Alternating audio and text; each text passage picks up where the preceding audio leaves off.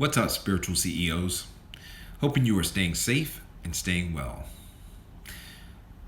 Recent events have caused me to pause, and now my instinct is prompting me to speak up and speak out. Now, I'm not asking you to agree with me, I'm not asking you to understand. I'm only asking that you hold space for what I'm about to offer and allow yourself to spend time in thought.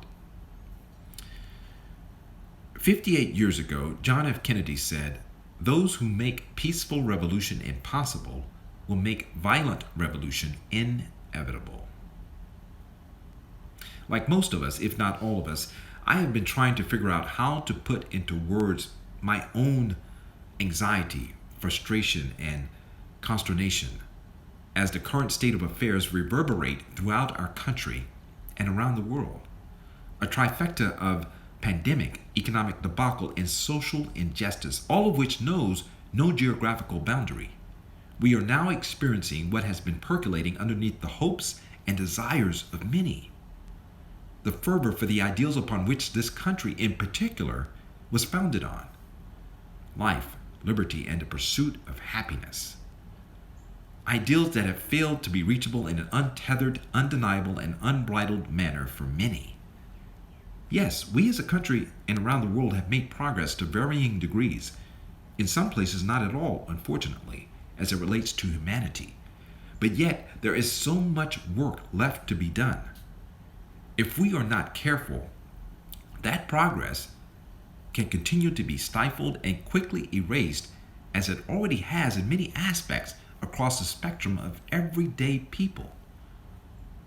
Forged in the crucible of this trifecta, a turning point has evolved, a time in our nation's history where we have the chance to manifest the long-awaited beginning to right the perceived wrongs in opting for an even greater country that ensures the values and moral fortitude we ascribe to are not just platitudes, but are instilled in the very fabric of our being.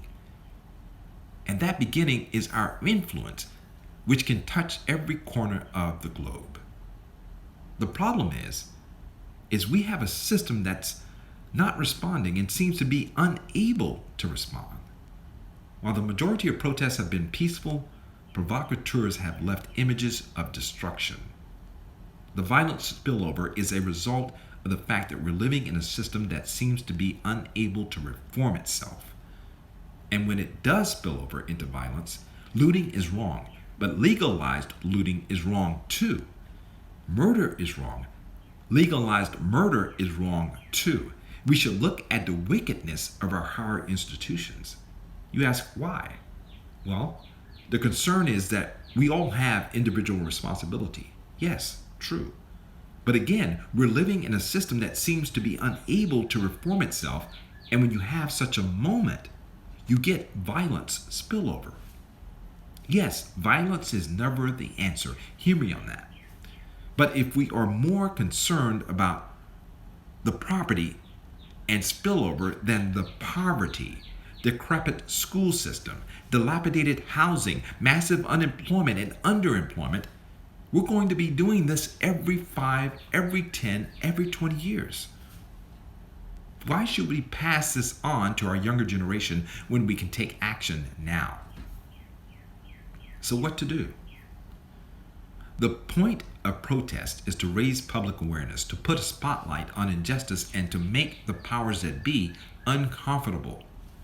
In fact, throughout American history, it's often only been in response to protest and civil disobedience that the political system has even paid attention to marginalized communities. But protests are only the beginning of a longer, more painstaking effort. Eventually, aspirations have to be translated into specific laws and institutional practices. And in a democracy, that only happens when we elect government officials who are responsive to the people's demands. If moving forward we can channel our justifiable anger into peaceful, sustained, and effective action, then this moment can be a real turning point in our nation's long journey to live up to our ideals at the highest. It's time to turn our feelings into action to help point to a better future for all through sustainable change dictated by specific demands. We must be our own leaders. When you see injustice of any kind, call it out. Ask yourself, in what kind of nation do I want to live my life? Be your own leader. In the opportunity and privilege some of us have, we have failed in our responsibility for too long to look at the truth squarely and name the system of racial oppression that artificially divides Americans and benefits those already in position of relative power. Educate yourself. Do the research rather than looking to others to lead or to help you understand. Do the hard work of self-reflection. How can I be a part of the solution?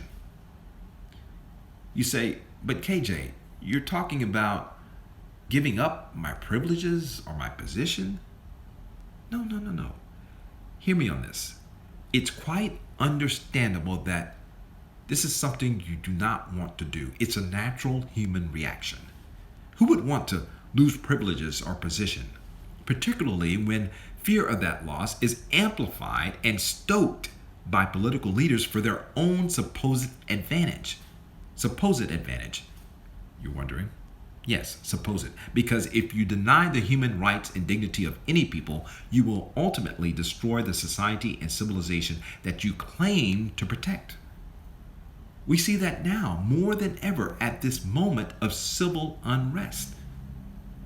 Addressing systemic racial and economic injustice is not only the right thing to do, it is the most self-protecting, most safe, most conservative, most self-serving thing to do.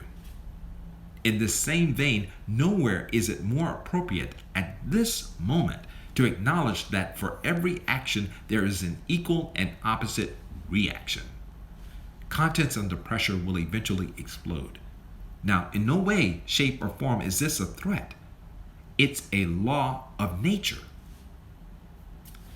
What this pandemic, civil unrest, and economic collapse is asking us to do is to change and to heal, to engage a deeper meaning for our own physical healing, emotional healing, spiritual healing, and the healing of the world, which includes everything.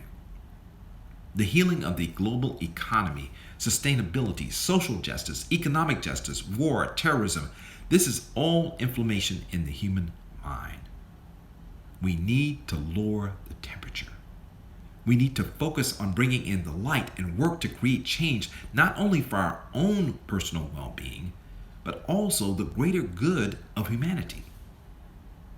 Again, it is time to ask ourselves, as we should continue to ask ourselves, what kind of nation do we want to live in? What this requires is moral leadership. It's time to step up and take it upon ourselves to be leaders. Join me in aspiring to set an example of the kind of country you want to live in. That might mean having a tense conversation about race, going down to a protest, or making a donation. We need to step up and provide that moral leadership ourselves. Be the turning point. Namaste.